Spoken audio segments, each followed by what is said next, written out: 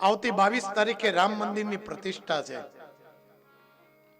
આપણા માનનીય મોદી સાહેબે શ્રી રામ જન્મભૂમિની અંદર જે મંદિર બંધાણો અને એની ભવ્યતાથી પ્રતિષ્ઠા કરવા માટે તમામને સંતોને આમંત્રણ આપ્યા છે.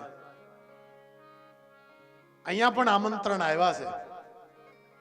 અને તે દિવસે હું ખાસ કરીને બધાને કહું, રામ જન્મભૂમિ એ આપણા સનાતન સંસ્કૃતિનું મોટામાં મોટું મંદિર. આજે હિન્દુ સનાતન સંસ્કૃતિએ અયોધ્યાની અંદર બાંધ્યું અને હિન્દુ સનાતન સંસ્કૃતિનો સૌથી મોટામાં મોટો ઉત્સવ એ આવતી 22 તારીખે રામલલ્લાની પ્રતિષ્ઠાના નિમિત્તે સંતો અને આપણી સરકાર દ્વારા થવાનું છે.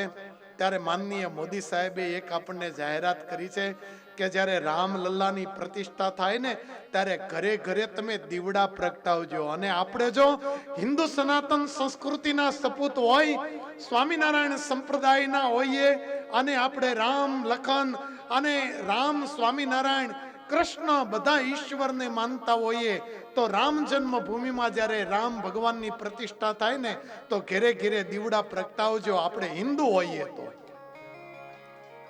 આ હું વ્યાસગાદી ઉપરથી એલાન કરું છું. તમામ સંતો પણ અમે પણ તે દિવસે જ્યારે રામ જન્મભૂમિમાં રામલલ્લાની પ્રતિષ્ઠા થવાની છે ત્યારે અમે રામલલ્લાની પ્રતિષ્ઠા નિમિત્તે મોટી શોભાયાત્રા સ્વામિનારાયણ ગુરુકુળ સાવરકુંડલાના માધ્યમે અમે કાઢવાના છીએ. આખા સાવરકુંડલાની અંદર અમે મોટી શોભાયાત્રા કાઢવાના છીએ રામલલ્લાની. કારણ કે રામ તો હિન્દુ સનાતન સંસ્કૃતિનો દેવ છે.